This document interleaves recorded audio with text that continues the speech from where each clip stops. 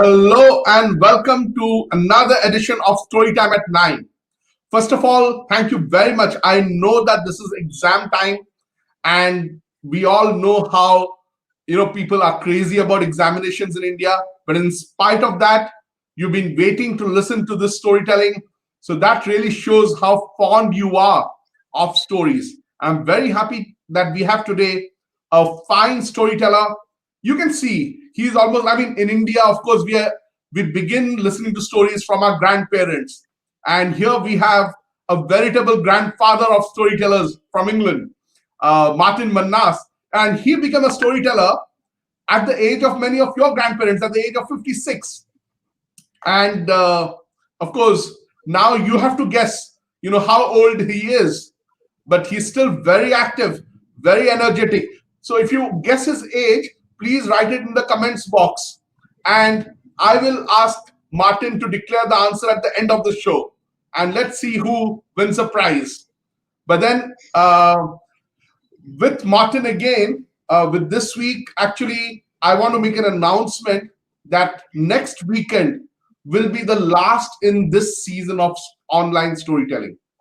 Unfortunately, we had more numbers of children coming in earlier, but I can understand that because of exams, maybe because of fatigue or whatever, there are many of you coming, but it's still less than what used to be earlier. So what we're going to do is we will be back with Rabibar Gapabar tomorrow. As you know, every Sunday we have the storytelling in Odia, our local language.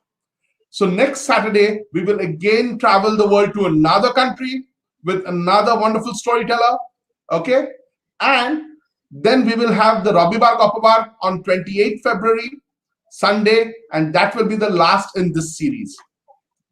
But today, let's have a great evening. And we have Martin, as I said, he was just telling me that he discovered oral storytelling at the age of 56. And before that, he's had a career in music, in opera, and many other things. Now, he is a very humorous person. Whatever I've heard him earlier, wonderful stories that he has to tell. And of course, as you know, he will be sharing about his country as well, telling you about England as well. So over to you, Martin. So we can begin. Thank you. To tell your children and start your stories. Well, welcome to you all. How lovely for you. It's such a pleasure to talk to you. I mean, I have to say that I love telling stories. That's one of the things I really love to do. But, I've been doing it for the last 26 years. And every so often when I'm standing or sitting in front of a group of children in a school or somewhere, somebody will look up at me and say, "Hey, mister, is that story true?" And I say, well, because is it true or isn't it true? Once, a long time ago, two sisters walked and walked and walked. One of them wore very colorful clothes. She had a big smile on her face. And wherever she went, she was welcome. People were happy to see her in their houses. They were always very pleased to see her. And her sister, on the other hand, was wearing a dark coat and a serious face. And people were very sort of nervous about her. In fact, many people would even cross the road to avoid her. And one day she said to her sister, "Why is it that people welcome you but they're not so keen on me?" "Well," she said, "my name is Story. Everybody loves a story. But your name is Truth. And for some people, truth is not such an easy business. Let me make a suggestion. Why don't you come under my cloak and we will work together? Because, in every story, there is truth." And that's how I answer the question. In every story, there is truth. And just going to make a little adjustment because something is telling me that my computer might run out of battery. So I'm going to plug it in to the mains. Where is it? There we are. And now we can all see ourselves beautifully. That's it. That's fine. I keep the power line right next to me so I can do that. So that's the story about truth and story. And of course, stories all do have truth within them, even though some of the things you hear don't always sound so true. Now then, I want to talk to you about a dream.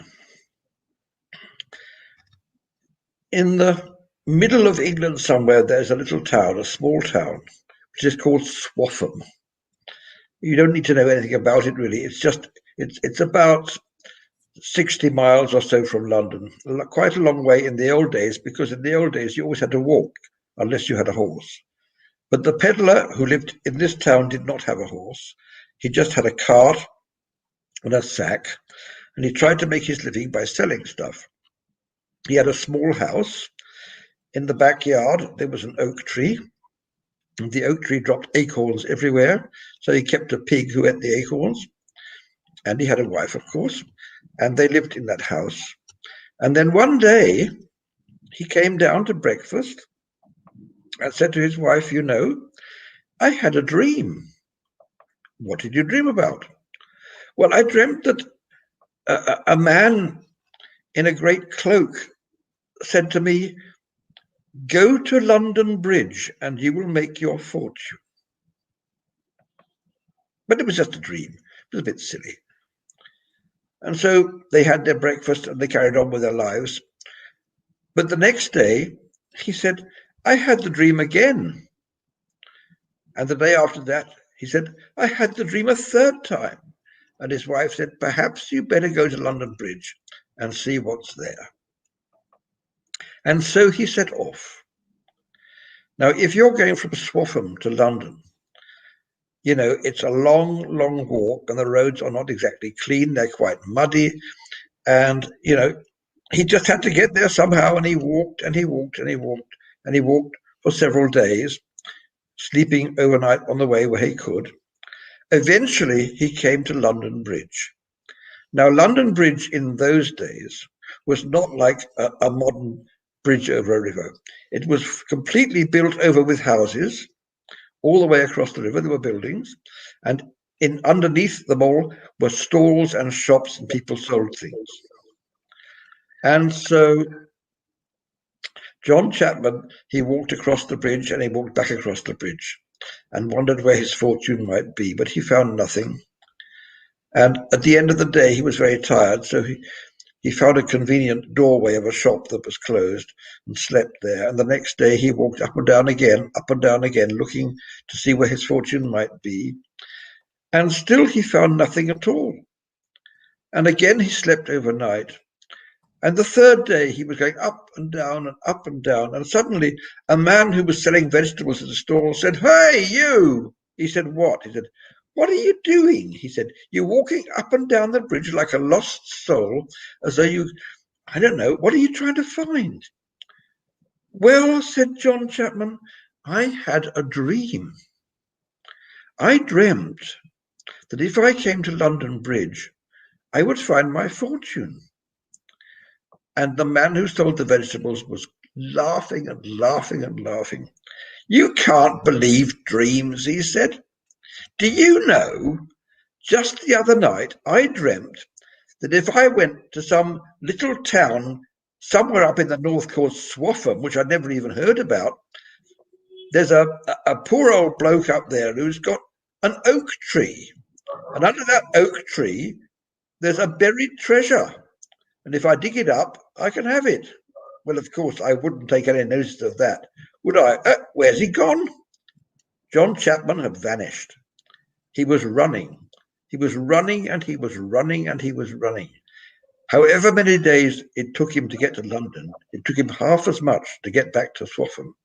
And he arrived panting and he said to his wife, "Where's the shovel?" And they found the shovel and he said, "I must dig under the tree." And so he started to dig, and he dug and he dug, and suddenly there was a loud clonk, and out came a box. And that box was full of gold. But on the box there was a message, and it said, "There is a bigger one underneath." And so he dug some more. And when he'd finished digging, he had 2 great boxes of gold pieces. And he said, "We are rich." But John Chapman wasn't the sort of person who would keep all his riches to himself. He knew that there were people in the town who needed help. He knew that the church needed repair. So he took a lot of the treasure to the church and said, "Here, I donate this so good things can happen to the church and to the town." And people were very, very grateful. And he became a very great benefactor to the town. And of course, he did keep enough for himself so that he and his wife were probably rich enough as well. So that dream actually paid off. And you know what happened? They actually put up a monument to him in the town. And later on, when I'm showing you my pictures, I will show you a picture of that monument in Swaffham about John Chapman, the peddler who found the gold. And that's the story. And now we're going to breathe for a moment, because if we don't, I can't tell another story, and all the images will overlap. Let me just say to you that when I tell stories, I don't ever use a book or pictures for you. I tell oral stories because I want you to see the images in your own minds, your own way. And this way, I want to open your imaginations and excite you about what's going on. And so we can come to another story.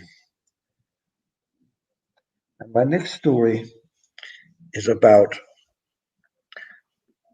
a little town again, but this one was in the country. And it was a kingdom actually, and it was surrounded by mountains.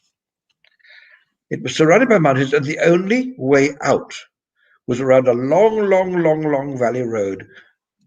Otherwise, you couldn't get it. The mountains were so high, there was no other way out. And so, I mean, the mountains were very were good for farmers and everything else. I mean, the town theoretically should have been rich and well off, but at the end of that long road where they wanted to get out, there was a giant. And that giant would stamp his feet and he would roar, and he terrified everybody. And the king didn't know what to do. And eventually, the old king died. And when he died, his place was taken by his only child, his daughter, and she was 14 years old. And all the advisors said, "Oh, you must do this and you must do that and you must do it all." I mean, basically speaking, she had so much advice, she didn't know what to listen to. But they said, "Send out your special guards to get rid of this giant." So she did that. And they started off to meet the giant, and the giant stamped and the giant roared, and the guards were terrified, and they all ran away and came back. So she sent out the army, and the army advanced, and the giant stamped and the giant roared, and they all came back. And she thought, what is all this about? And so she stopped listening to the advisors. She went to her room. She took off her smart royal clothes and she put on a simple dress, a sleeveless dress, and a pair of sandals, and she walked. She went out and walked down the road, and she walked towards that giant. And it was quite clear that she was unarmed, no harm to anybody, no danger to anybody. But the giant roared and the giant stamped, and she took no notice. She just walked on, and she walked on. And then she discovered something very strange. As she got nearer to the giant got smaller. The roaring went on and the stamping went on, but he was smaller. And she went on, and he got smaller and smaller. And at a certain distance, he was only the same height as she was. When she actually got to him, he was so tiny she could pick him up like that in her fingers. And she looked at him and she said, "What's your name?" And he said, "Fear." And that's a story about how if you face your fears, you can overcome them. And she was a very wise young princess to do that.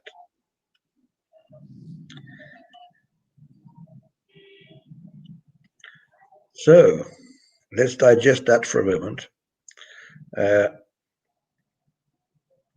And then we will go on.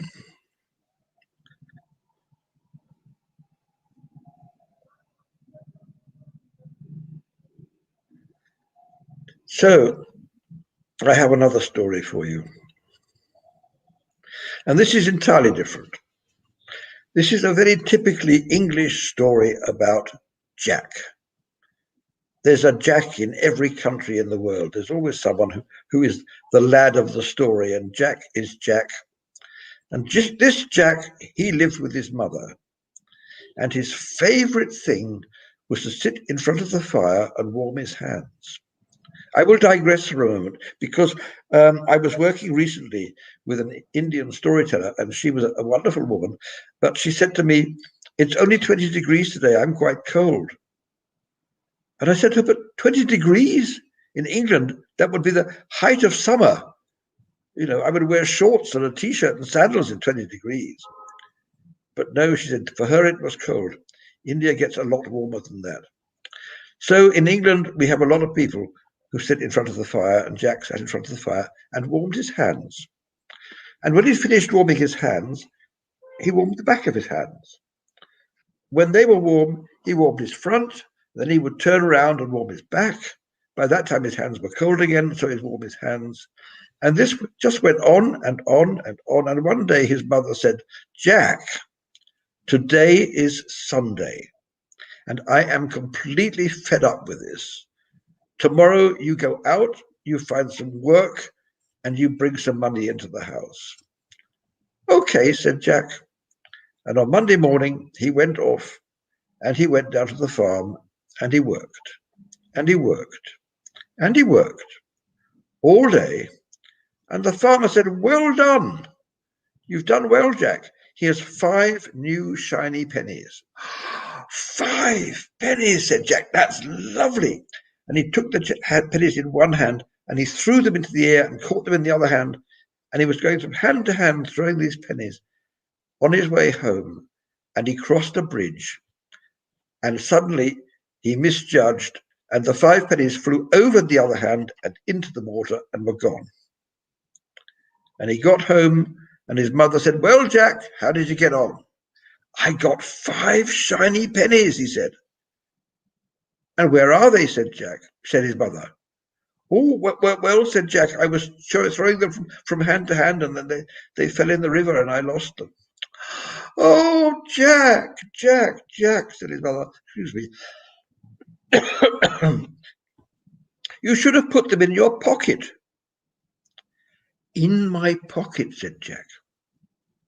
"I will remember." Now, the next day, Jack went out and he found work at the dairy. And all day he worked hard and he worked carefully. And the dairyman was extremely pleased and said, "Jack, you've done very, very well. Here's a jug of milk to take home to your mother." And Jack very carefully poured the milk into his pocket. Well, you can imagine what happened. He got home and his mother said, "What's the matter with you, Jack? Your trousers are all wet. You smell of sour milk." "Well, you said put it in my pocket," said Jack. Jack, you should have put it in a bottle." "Oh," said Jack, "in a bottle. I will remember." The next day, on Wednesday, he worked in the pet shop. And again, he worked all day cleaning out cages and things like that. And at the end of the day, the man said, "Well done, Jack. I've got a young puppy. Would you like it?" "Oh, yes, please," said Jack. But the puppy wouldn't go in the bottle. It bit his finger. and ran away. And he got home. Jack, what's happened to you? Well, I had a puppy, but it wouldn't go in the bottle and ran away. Jack, Jack, Jack, you should have tied a string round it and led it home. String and let it. Yes, Mum, I will remember. So on Thursday, Jack worked in the hat shop. And again he worked well, and again he was useful. And at the end of the day, there was thunder, and there was lightning, and the rain was pouring down. And the man said, I know what you need, Jack. Here's a lovely hat with a big, wide brim. That'll keep you dry. Oh, thank you, said Jack. And he carefully tied a piece of string to the hat, and he dragged it home behind him. And he got home soaking wet, and his mother said, Jack, Jack, Jack, what's that you got behind you? Oh, well, said Jack, it was my hat. I tied it on a string like you said, but it didn't go very well. Jack, Jack, Jack, you should have put it on your head. Well, you know, the country Jack lived in was ruled by a king. And the king had a daughter, and the daughter did not speak. And the king was very concerned about this because he wanted his daughter to speak, and he went to all the doctors, and they said, well, we can't see anything wrong with her, but perhaps if she could laugh, then she could speak. But she never did. And so the king would just drive around the countryside in his gold coach, and his daughter would sit next to him, looking rather bored. And that was how it was. Now, on this Friday, Jack walked to the stables. Now, I don't know if any of you have ever worked with horses, but horses make an awful lot of mess. So Jack was digging mess out of the stables all day. It was hard work, it was smelly work, and he was very pleased to finish. And the stableman said to him, Jack, you've done really well. I've got an old donkey I don't need anymore. Would you like it? An old donkey? Oh, yes, please, said Jack. I'd love a donkey. Now, the donkey was rather heavy. So Jack had to kneel down on the ground and get his head under the donkey's tummy. And then he got up ever so carefully and stretched up with the donkey on his head and started to stagger home. And he was staggering home with this donkey on his head when the king's golden coach came round the corner. And from the window of the king's golden coach came a loud, loud laugh. And the coach stopped. And the king got out. And he said, what's your name? I'm Jack. You've got a donkey on your head.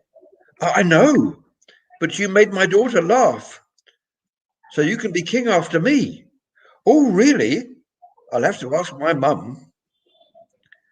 So Jack went home with the donkey on his head and asked his mum if it was all right if he should be king. And you know, she said yes. And so he married the king's daughter, and eventually he became the king. And one of the things they do with kings is they always paint their portraits. And Jack had his portrait painted, and in his portrait, he was doing his favorite thing. Now, if I were sitting with you in a place where you could all speak to me, I would say to you, can you tell me what Jack was doing in the portrait? He was doing his favorite thing. But since you can't do that, you'd have to put it in the chat, and that might take a long time.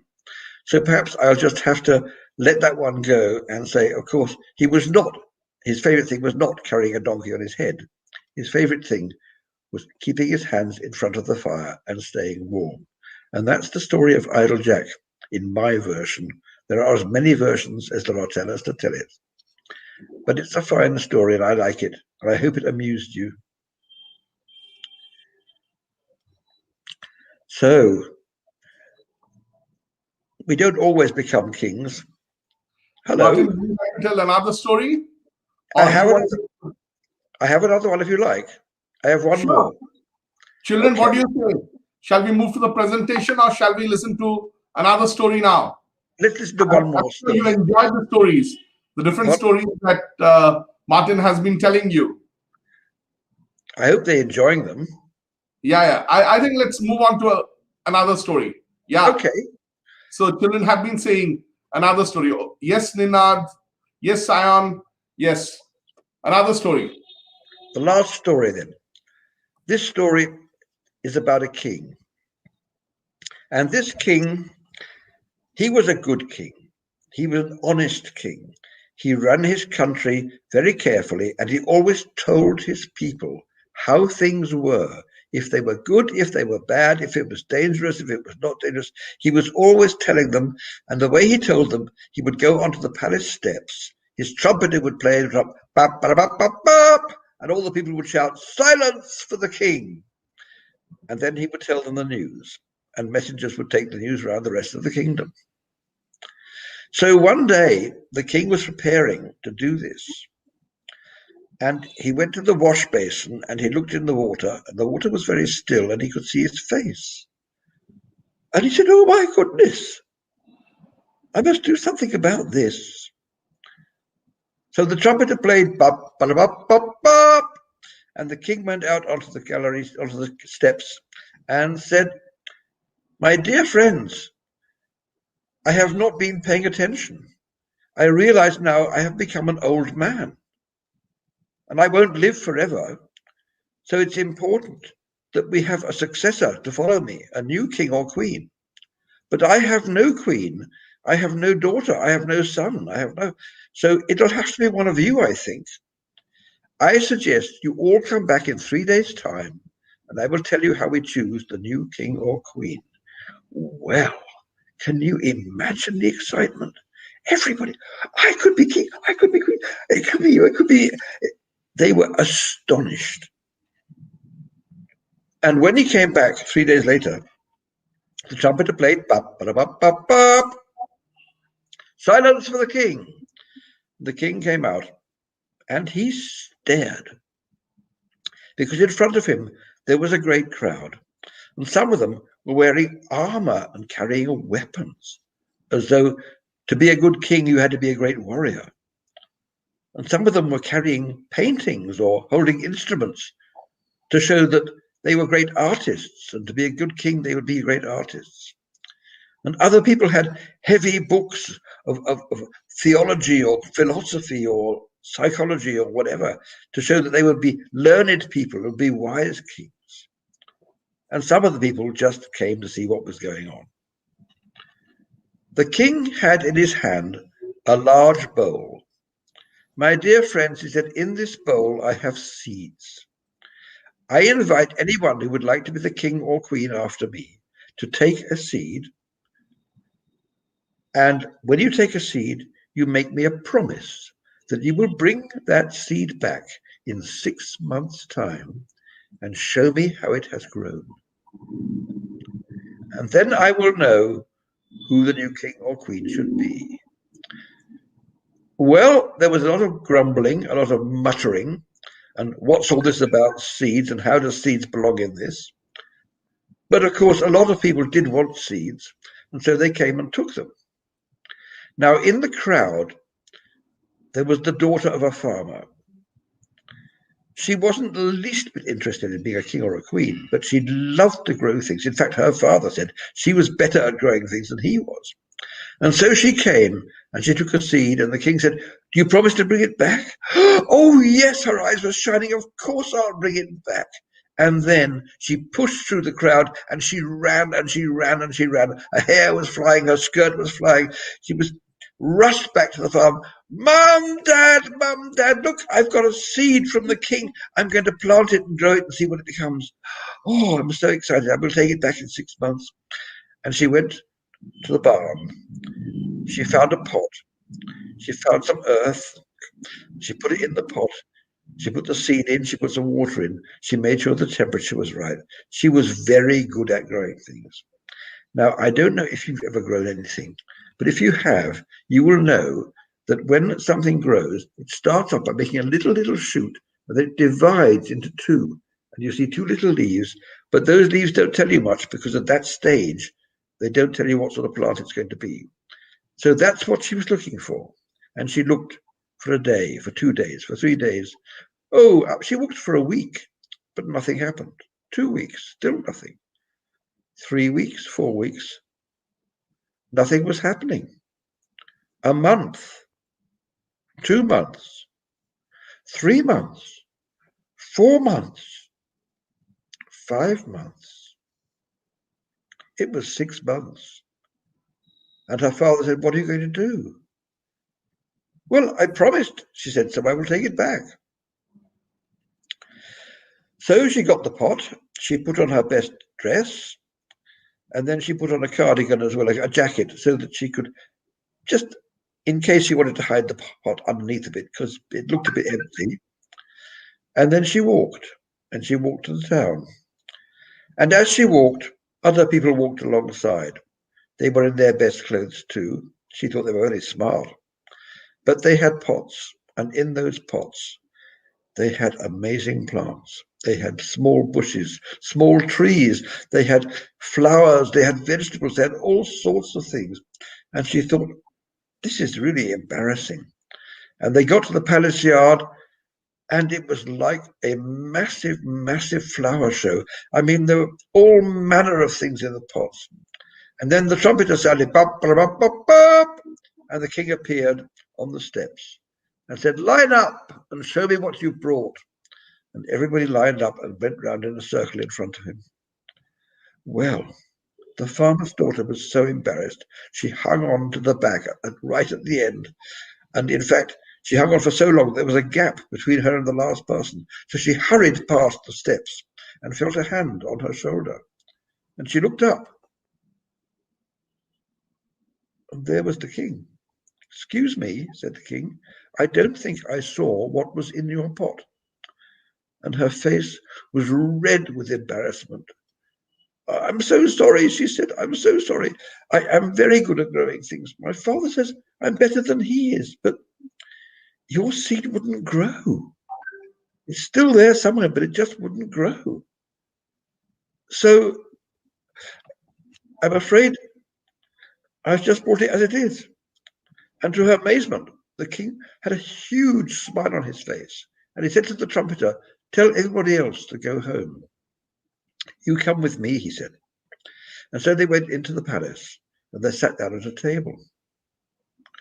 And the king said, "When I gave out those seeds, it had been 3 days since I made the announcement. And in those 3 days, I put those seeds in a saucepan. I covered them with salt. Then I put water on top, and then I boiled them and boiled them and boiled them until they were completely dead. Because I wanted to see who was brave enough and who was honest enough to bring me back the same seed that I gave out. And you were the only one, so you will be the queen." "Oh, no, no, no, no, no," she said. "I don't know anything about being a queen. I couldn't be a queen." "Excuse me," said the king. "You may have noticed I'm not actually dead yet. I can teach you some things. Come and study with me at the palace, and we will soon see what sort of a queen you make." Well, the farmer's daughter went to the palace and studied with the king. And when the old king died, she became queen, and she was a very good queen indeed. Thank you. I hope you enjoyed that. Now, children, if you enjoyed the stories, what you're supposed to do, I'm sure you know it by now. You're supposed to share this video wherever you're seeing it, on Facebook or YouTube or Twitter.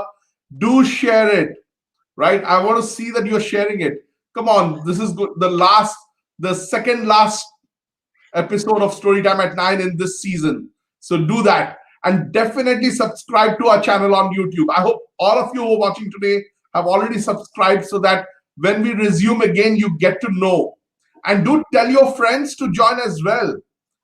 Right now we have about 3,830. Just imagine if you tell your friends and there are 170 more, we will reach 4,000. And some of you have requested. Yeah, that would be great. That would be good, wouldn't it? That would be great, wouldn't it? 4,000, that would be amazing. Yeah. Brilliant. And Yes. some of the children have been requesting, that if they can have subtitles on the videos, and YouTube requires us to have a certain number of subscribers for it to give the subtitles, right? Ah, So let us yes. have more features. So I want your help with that, right? So if you're watching it on Facebook, then like the page. If you're on YouTube, then subscribe to it. But definitely, wherever you are, if you love Martin's stories, do share this video so that your friends who missed out today can also listen to these stories, right? Uh, Now, of course, the children have been enjoying. I can see it from all the comments there. Uh, but Martin, why don't we go down to your presentation? Shall we have your presentation now? We And can then do. Why not? and some of you have already started asking questions.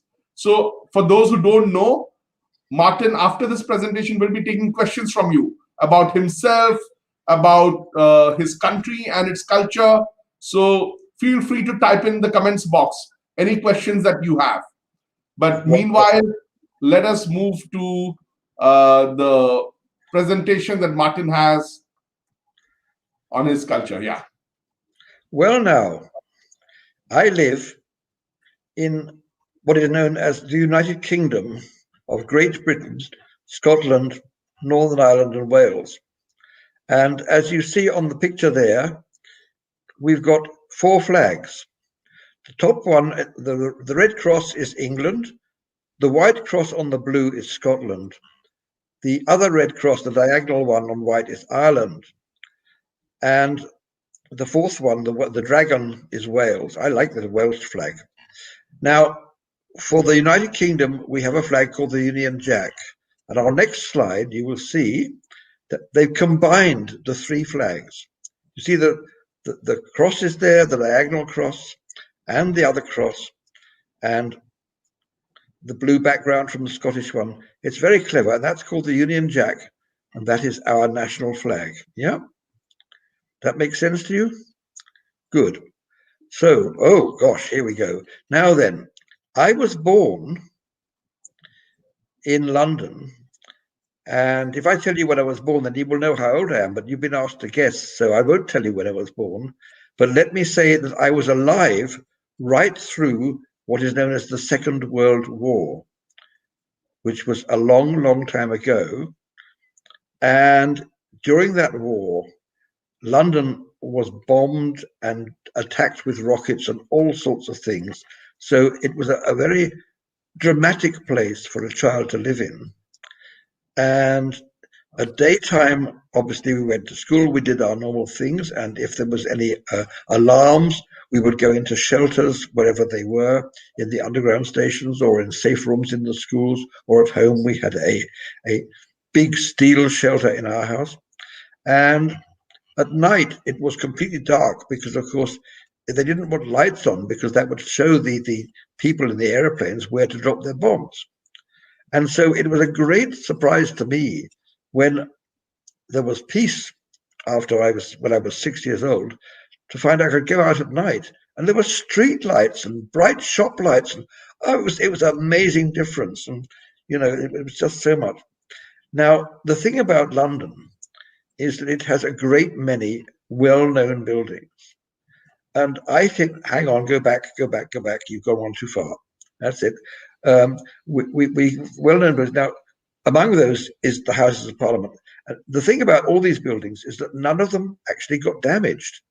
Now, I'm showing you the Houses of Parliament here, which is this big, long building by the river. That's the River Thames, which is the London River. Beautiful river. And on the right-hand side of the picture, can you see? I don't know if you can see that over there. Anyway, this is a tower with a clock in it. And most people who've seen pictures of London will say, oh, that's Big Ben. Actually, the tower is called the Elizabeth Tower. Big Ben is the name of the big bell that's inside the tower that rings when the clock strikes. So Big Ben is the name of the bell, not the tower. But we all say, I've been to see Big Ben when we see that tower. And it's on the edge of the bridge. And when it strikes midday or midnight, it takes a whole minute for it to strike those 12 strokes. It's very, very slow.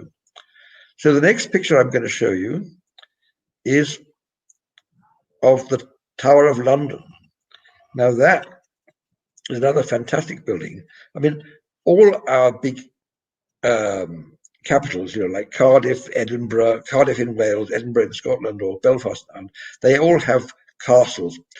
But the London one is called the Tower of London, and it was a place where the ruling people and the rich people could go if they had to be safe, but also it was a prison for the people who did bad things, and a place where people could get their heads cut off if they had to. So it was. What you're looking at here is the White Tower, which is the center of it, which is an absolutely beautiful building. But around the White Tower, there are green lawns. And on the green lawns, there are great big black birds called ravens who hop about and get food and all sorts of things.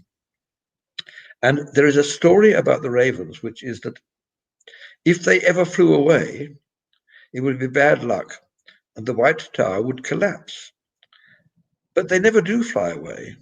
And I wondered about this. And one day I asked someone, I said, why do the ravens never fly away? Ah, they said, they cut the tips of their feathers so they can't fly properly. And so they stay. And I thought, that's cheating, but that's where they are. And next to the tower, there is a fantastic bridge called Tower Bridge. Now, we would go down there from time to time because to us it was kind of magic that the bridge could open. You see that there's a road across it, but at the moment it's open. And that's to let the ships go through.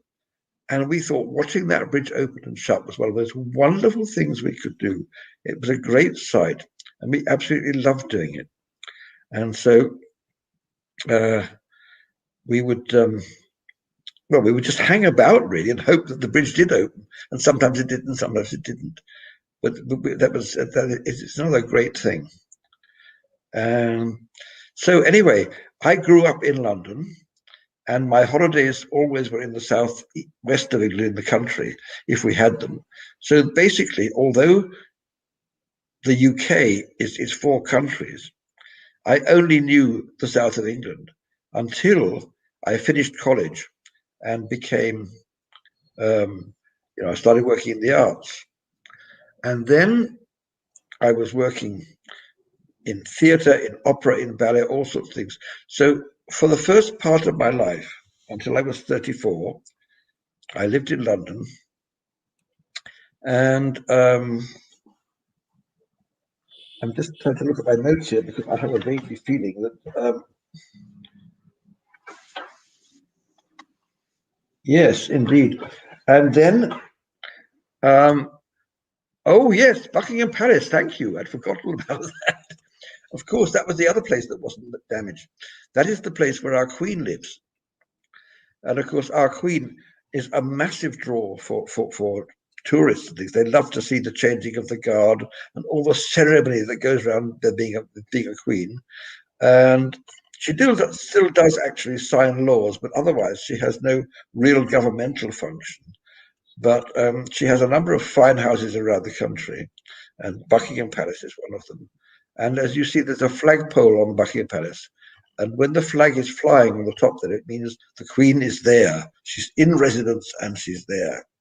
And when the flag is not there, it means she's away.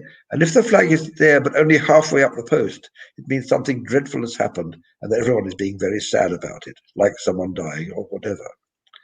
So now, if we move to the next slide, it will remind me what happens next. Ah, yes, this is quite different. London became very busy, very loud, and we decided we would like to move out. And I got a job in a very small theatre in West Cumberland. Now, West Cumberland is the northwest of England, just south of Scotland. And it's a beautifully there's a big coastal strip, and then there is what is called the Lake District.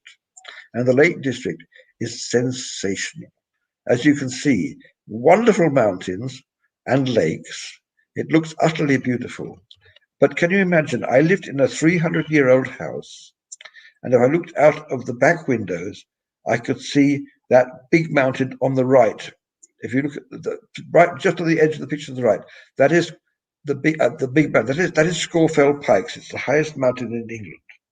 And if I looked out of my front windows, or the other windows, I could see the sea in the other direction. So it was a wonderful place to be. Now, the lake you're looking at is called Wastwater, and that is the deepest lake. So the highest mountain was over the deepest lake. And it was a glorious place to be. I was there for 6 years. And one of the most wonderful things that we used to do was at Christmas. I mean, everybody wanted to be visiting us because we lived so near to this wonderful Lake District area. And people would come up, and on Christmas Day, we would have everything prepared. And then we would go out at 8 o'clock in the morning, and we'd walk down to this lake, and then we would walk up top of the mountain, which by then was deep, deep, deep snow. And then we would have our sort of packed lunch at the top of the mountain and come back down again. And by about 4:30 in the afternoon, we would be back in the village at the pub having a glass of beer or a glass of wine. So we're actually out for 8 hours on Christmas Day. And then we would eventually go back up to the house and have our Christmas dinner. It was a wonderful, wonderful way to have Christmas. And we really, really enjoyed it. I really felt that was actually an extraordinary part of my life, to live with such glorious countryside and still be running a small theatre and doing my arts. So that was fine. But then I got invited across the country to the east. Now, up there, the country's not very wide.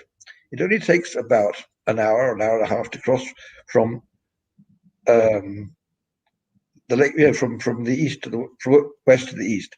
And I lived in Newcastle on Tyne, which is in the east of the country. And there I was the chief executive of a small chamber orchestra. Now, why would there be a small international chamber orchestra, great quality, in a town miles and miles away from London or miles and miles away from Edinburgh? And the answer is quite simple. Somebody had the inspiration to found the orchestra. And when players came up, they thought, this is a good place sort of to learn our trade, and then we will move on. But what happened? When they arrived there, they discovered that they were a very short distance from the sea, in one hand, about 10 or 12 miles, and the other way, there were beautiful mountains in the Pennines of the Lake District. So it was a wonderful, wonderful place to be, and they stayed. And it became an internationally renowned chamber orchestra. And what you're looking at in this picture is actually not in Newcastle. It's the other side of the river. It's in Gateshead. But I mean, Gateshead and Newcastle are basically the same city. They're just one side of the river each. And that building was financed by a computer company called Sage, and is known as the Sage Gateshead.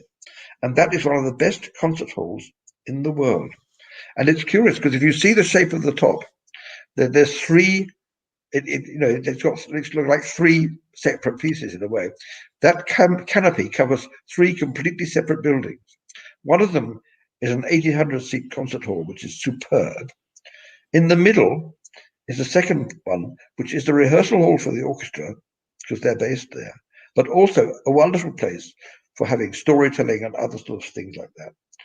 And the third one houses what is known as the Hall Number 2, which is a wonderful little theatre designed particularly for small-scale ensembles and jazz.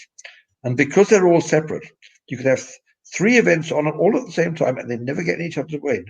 You can't hear what's going on anywhere else. But of course, they're very clever. They make sure that nothing starts at the same time, so the audiences don't get mixed up too much. So that is a great advantage, and that's what keeps them there. And for 9 years, I ran that orchestra. I toured them in America. I toured them across Europe. And of course, we played in England. It was a glorious time. And then, well, I think you know what happened soon after that. I discovered storytelling, among other things. And I became a self-employed artist. Now, Newcastle has a river called the Tyne, and across that river, there are many bridges. And I think we're going to, that's it. Now, here we have the Tyne Bridge is the one with the great big arch on the top. You can see it reflected in the water. It's a lovely bridge. And beyond it, looking a bit yellow because of the sunshine, is the High Level Bridge, which is older and actually has 2 levels. As you can see, it looks as though it's got 2. On the lower level is a road that runs from Newcastle to Gateshead and back. Across the top is a railway line, so it carries both. And then underneath, you can just about see, I think, a white curve, which is known as the swing bridge. And that bridge is actually fixed in its center to the river. And if boats want to come past, it swings around sideways and boats could come past, and then it swings back again. And it has an amazingly loud, deep hooter. And every year at New Year, at midnight, that hooter sounds boop, and you can hear it from quite a long way away. It's wonderful. So that's a glorious sight. But then in 2000, when the Millennium came, they built another bridge, which is on the next slide, and that's known as the Millennium Bridge. It's also known as the I Bridge. And as you can see, it's a bridge. Basically, the lower section, the white section, it's a footbridge and bicycles. So you can walk across it, there's no cars on it. And the upper bit, the curve, that beautiful curve, when ships come, that swings over and the lower bit swings up with it. And so it makes an archway and boats can pass underneath. And that, it's like the blinking of an eye, they say. So it's called the I Bridge. And it was actually one of those beautiful new buildings of the Millennium. And it got a lot of prizes. And so it's a wonderful place to be. Now, while we lived in Newcastle, I was in Newcastle for 40 years. We used to go up the coast. And sure enough, there's my next slide. It's actually a Welsh castle, would you believe? It's not an English castle. But if we go up the coast, you find a number of castles you can find on the way. But castles were built all over the country. And they're quite a characteristic of Britain. So I just want to show you one. And the great thing about a castle is that it's designed not only to protect the people who built it, but also protect the people who live around it. So when there is danger, everybody comes up into the castle and the drawbridge is pulled up and you're supposed to be safe. And then in the center of the castle is a piece called the keep, which is even more important, which is where the people are extra safe, but there's much less room. So, of course, it's the rich people and the more important, powerful people who stay there. So there are lots and lots of castles. And we would go up the coast and we would get a boat and travel out to the Farne Islands. I think there's a little map here somewhere. Next slide. Yeah, there it is, the Farne Islands. Now that is a nature reserve. And that is where you find all sorts of wonderful things you can see. And there are birds and there are animals. And we would go onto the reserve and we would see, next slide, we would see eider ducks. Now, eider ducks they're very, very soft. And if you've ever had an eider down, which is nowadays most people use duvets and things at night if they're cold, but they used to use eider downs, and the feathers of the eider duck would be filled into the eider down, and that would keep it warm. But those eider ducks are so tame that when the tourists walk along the paths there, the eider ducks are right next to the path nesting, and they don't take any notice whatsoever. Also there are puffins. This is our next slide. Look at them, aren't they gorgeous? The weird thing about a puffin, I don't know what, there's something about puffin. Everybody likes the idea of puffins, but they fly.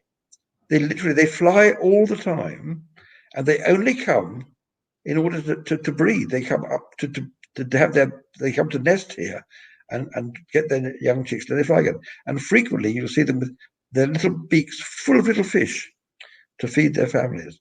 But otherwise they just fly. And then we come to the next bird, which is the Arctic tern. Now that is another animal altogether. The Arctic tern, when it's breeding, and they do that in the middle of the summer, usually in July, they become incredibly aggressive. And so we would arrive on the little island, and the terns would rise up into the air and swirl around, and we would all put our hats on, because they would come down like dive bombers and peck at our heads. And very few people got any damage because the terns were great. They didn't actually, they couldn't get through the hats, but they definitely wanted us not to bother their chicks. And so we would just see them flying. And then finally, of course, the other thing we saw on the rocks were the seals, which Now, the seals, oh, they're lovely, aren't they? Now, seals, well, you can get them all the way up the coast.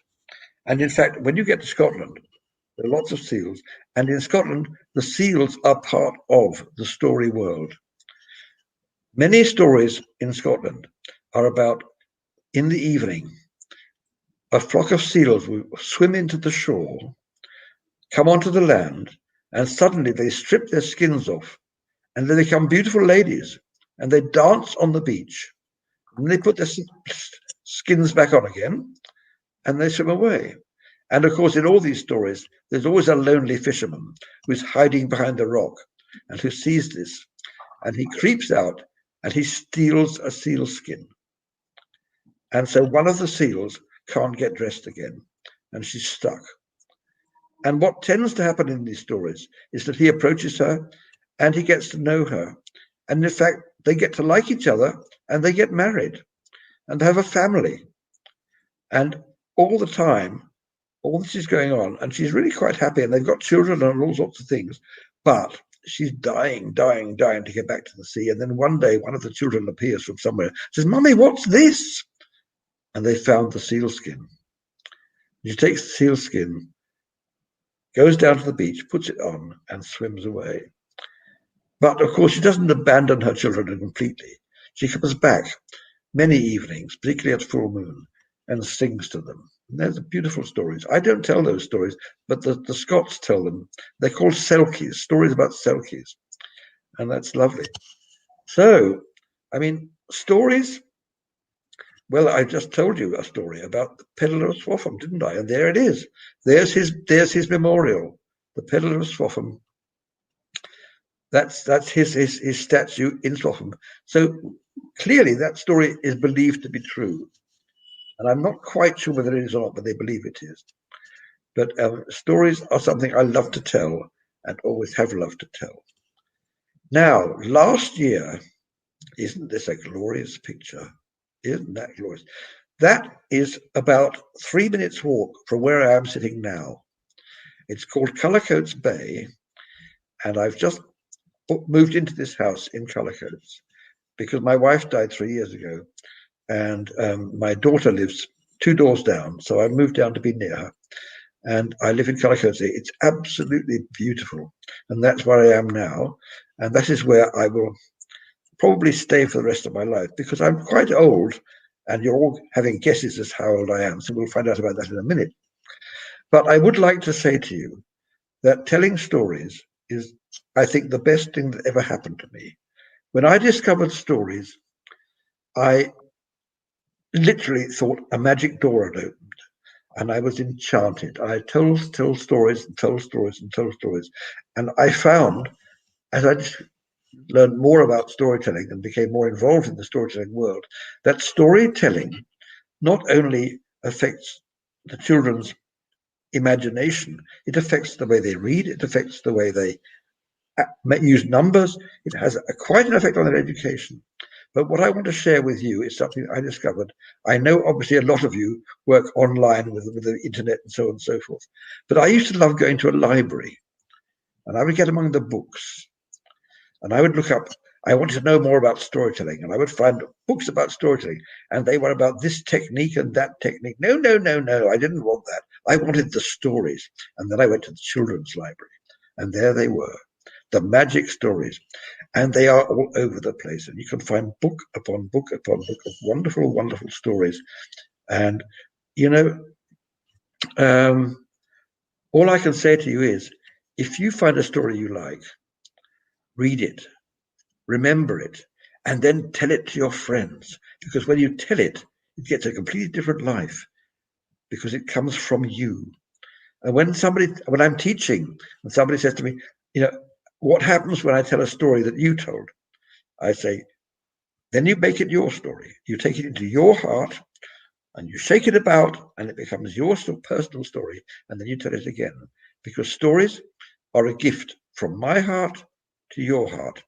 And, you know, I don't try to teach you anything. I don't try to tell you anything. I just say, here's a story. Take it, get what you can out of it. If you enjoy it, lovely. If you don't enjoy it, move on. But it's a gift from me to you. And I am absolutely thrilled that I've been able to talk to you today. And I'm really delighted to have met you. And I hope that I've had some small thing I may have said will keep you interested in telling stories, in reading stories, and in it, because basically this is the way we deal with our lives. Our lives are so full of all sorts of things. Stories help us to understand and to answer the questions about our lives. Who are we? Where do we come from? Why are we here? All these questions are important, and you find them in stories. So lovely to meet you all, and I'm going to hand you back to your host. Thank you very much, Martin. In fact, you just did the what we have been trying to say all throughout, because this is an outreach activity of the Bakul Library to get children to read. And what we're very happy about this particular project, though we would have loved to have physical storytelling, have you personally Oh yeah. hear stories, but we are still happy that many children have reported that after listening to these storytelling sessions, they have developed the interest in reading books. And that really gratifies us, because as all of you children know, many of you are regulars, some of you may be new. The images that you saw in the introduction video was of the Bakul Library here. Okay, so there are lovely books. Now, of course, because of COVID, we have been closed, but we'll open now. Once the storytelling ends, in a few days, we will open the library. Hopefully, the worry of COVID, which is resurfaced in parts of India, does not come here. But definitely, you need to stay safe. We are not wearing our masks anymore. So do wear your mask, keep social distancing, stay safe. Can I say But something? Can I say something? I'm interested yes, in this because I think when children start to tell the stories they've read, if they can meet in groups and tell them around a circle, it makes it so exciting. And then they can yes. share different stories, make a little club or something. And in the That's library, a wonderful idea, Martin. I think well, children, those of you who want to join this club, do type in here, do post it. I think that's a great idea for Martin. We should have a storytelling club of you guys, you telling stories to other children. perfect.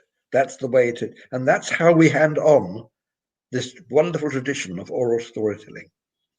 And now I'm going to shut up because if I don't shut up, I will go on No, yeah. talking forever. No, so yeah, it's already 9, but let's see. The guesses are, I think that is Adyashri from Nupur's, who guessed you are 76. And then it was not Ranu, I think it was, what is the name? Uh, Priyanka. Priyanka, who guessed 72. And then we have Tara Prasad guessing 76. And let's see. Anyone else? Again, I think Priyanka guessing 80. So, Martin, you can tell children who is the closest. Well, who And said 80? Who said 80? That's uh, very close. from Ranu's I account. am 82 years old. I was born in 1938, 82 years old, and I feel younger every year because telling stories keeps me young. So my body That's gets old, but my wonderful spirit thing. is young. Yes, that's great. Okay, let's see what questions are there. I'm just going from the top. Uh, so I forgot Adyashri. Adyashri asked, how do you learn stories? I think you talked a bit about it. Maybe you can say a little more. Well, it's a very interesting question, actually, because once, many years ago, I told a story, and it was a long story. It was about 38 minutes long. And a young man came up to me and said, "How do you remember that story?" And I didn't know what he was asking me. I said, "I don't know what you mean."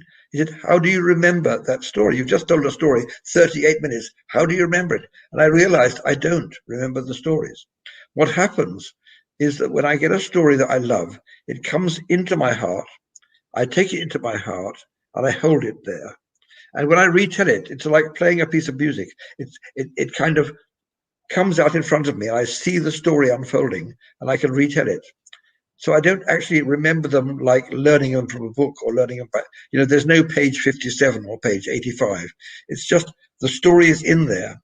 And as I tell it, it evolves. But the other thing that's interesting about stories, not long ago, a friend of mine, lovely man, he's a wonderful storyteller, rang me up.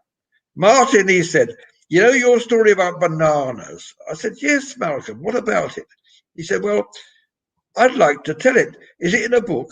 I said, yes, it is, Malcolm. Can I borrow it? Of course you can. I'll be round in 20 minutes. Well, while Malcolm was on his way, I went to the book and I opened it and I looked at the story and I thought, oh, gosh, is that how it goes?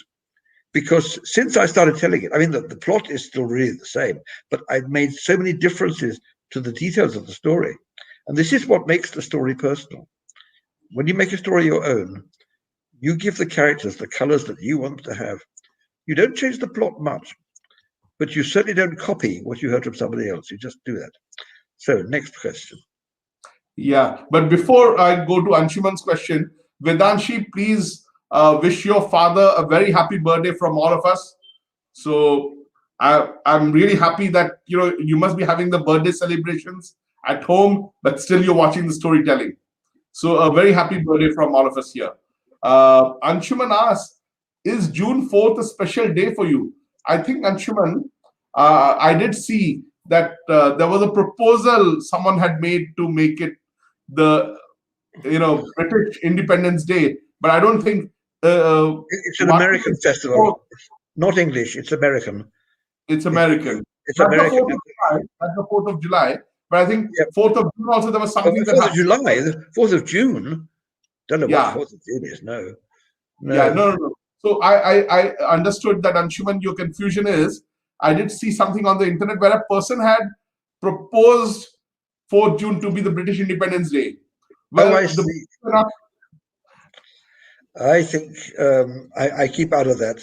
I mean, the fact is, look, here I am. I'm talking to you in English. You're understanding me in English. And that's because, for some reason, the people of this tiny island where I live went out exploring and exploring and exploring and going to different countries and trading. And their language got spread about. And some countries they even colonized. They're colonized, as you know. You had the British in India for years, and it's not for me to say whether this was a good thing or a bad thing or anything. It just happened. That's what there was, and for that reason, I have the most enormous, if not very wonderful, but still enormous privilege that most countries I go to, I can be understood, which actually is very convenient. Though I do actually speak German and French as well, so I'm not entirely just a stupid Englishman who doesn't. Because, actually, to be honest with you, I'm not even English. I'm British by birth. I was born in England, but my parents were German, and I'm bilingual English-German. And I have actually got I've got two passports. I'm English-German, but that for me, therefore, to be honest, leaving Europe is a huge tragedy. But that is interesting. That actually makes it interesting because I'll tell you why. Our German storyteller was actually English, Richard Martin. Oh, I know Richard Martin, of course. Yeah. Yes. So he's lived in Germany for years. Yeah, introduced Germany to us, and Martin Manasse is introducing England to us. So Richard is a fantastic storyteller. He's a lovely man. But he's lived in Germany for a long time. I met him. Yes, that's right. Yeah. Right. So Shubhangi is asking, have you been to India? Have you been to Bhubaneswar, which is the city where I'm based? To be honest, it's one of the places where I have never been. And I would love to be. And I have some very good friends who are Indian. I have a very good friend who lives actually in Scotland, who is Indian, and who is a wonderful, wonderful storyteller and teacher of stories. I have worked with Indian tellers, and I studied with a wonderful Indian teacher when I was 25, 26 years ago. I went to a place called Emerson College and discovered, she taught us that in England, our stories tend to be units. We sort of say, once upon a time there was this, that, and the other, and they all lived happily ever after. It starts and it finishes. But in India, apparently, many people who tell stories, they join the story somewhere on its travel and then they leave it again somewhere else. But the story is actually continuing all the time, and they just tell a bit of it. This is particularly with your great epics. You have these two massive epics. As in Wales, of course, the Mabinogion, there's another massive epic there. And there's about 4 books of that, and that's another. I mean, I love these great long stories, but I can't tell them. And I suppose that goes back to the question of how do I remember stories? I can't tell epics because I can't remember all the names and the places and I mean, nowadays I'm 82, and somebody says to me, "Oh, do you remember when you met so and so?" I say, "Yes, but I can't remember her name." I forget names all the time. But it is. We do what we do. I love stories that have questions in them. I love wonder tales. I love riddles, and I mean, I really like stories that make you ask questions and say, "How did this happen? What's this? What's that?" And they're not always believable, but they all have something to tell you. So here we are. Have we got another question? Yeah, lots of questions. We'll see how many we can handle. But yeah, before we go to the next question, Priyanka, wish your brother also a very happy birthday from us. So again, very happy that with all these birthdays happening, you're still listening to the storytelling. So Samruddhi has been asking again and again, have you written any storybooks? Now that is a fantastic question. And I'll tell you why. Sometimes when I'm planning a story, I write it down. And when I do that, it is absolutely horrible because that story is suddenly stuck to the page and I can't get rid of it. And I have to literally forget about it and start again because once I write a story down, I can't, it's like I can't change it. It's like I've chained it to the page, So I don't write stories. I only tell them. And if I were to make a book, I would probably do it by recording the story, letting somebody else write it down and illustrate it. So Sanvi is asking about the libraries in London. She wants to know more about the libraries in London. Well, I haven't lived in London since 1974, which is quite a long time. And I don't know what it's like in London at the moment, but certainly outside London, many of the libraries have closed, partly because of the problem with the huge bank crash in 2008, and partly because of COVID. They're just not functioning. But I mean, when I was a child in London, there were loads of libraries, lots of libraries. They were huge, and they had lots and lots of books. And they were on the whole run by people who loved books, so that was really nice. And they were arranged specially so that children could find books that would suit them for their ages. And I think what I love about the librarians is that they don't get stuck with the idea of if you're 5, you have a certain sort of book. If you're 7, you have a certain book. No. They say, what are you interested in? How much can you read? And it doesn't matter what age you are. It matters what sort of book you can actually deal with, understand, and so on. So they're good about that. But how libraries are at the moment, I think they're in big trouble. There is financial problems, and there are, of course, problems. I mean, we are basically, I have been in lockdown. I've actually had one of my injections. I will have another one next month. But even so, I can still carry the disease. And there's so much of it in England. We have had such a very bad time with it that I'm being very, very careful. And apart from my daughter and my grandson, who live 2 doors down from me, I don't socialize hardly at all. And I keep my mask on. And excuse me, and I'm very careful about it because I don't want to infect anybody else, but also because I'm 82, I don't want it for me. Oh no, keep the plague away. Yeah. So Subrat is asking about your favorite place. You want to have some water? Actually, I've got some here. Yes, that's right. I do tend to forget. What is my favorite place? Well, that is a fascinating question because it's difficult to describe. I mean, I showed you a picture early on of the mountain and the lake in. And was that your house? The little house by the water? Was No, that no, no, yours? no. My house was 8 miles away. No, no, that my house was in a village. But the thing about it is that big lake, um, when it finishes, it flows into a river, and that river goes down a little valley, and that valley is one of those wonderful places in the world, as far as I'm concerned, because when the water comes down, it comes down into a natural. Do you know what an amphitheater is? A natural circle of of Yeah. of, of and you feel you could tell a story there, and everybody would hear it. And three streams come down from different corners, and they all meet in the middle, and the stream flows across. And it's just a glorious, glorious place. And I used to go there a lot, just because it was so beautiful. And the lovely thing is that if you walk up it, which is much more exciting than walking down it, every time you turn a corner, there's that mountain again in front of you, getting closer and closer and closer. And then finally, when you get to the top, you have to climb up this cliff where the water coming down, and you end up on a lovely flat place. And there, believe it or not, is a tarn, a sort of small pond. And if there's not too many people about, you can actually swim in it. It's glorious water, and then you can walk up to the mountains. I mean, it's just, I love that place. But then, of course, now I'm here. I mean, Cullercoats Bay is just a treat. I mean, I get up every day, look at the weather, and think, unless there's some major disaster, I will be walking on the beach today for half an hour, three-quarters of an hour. It's so good for my health.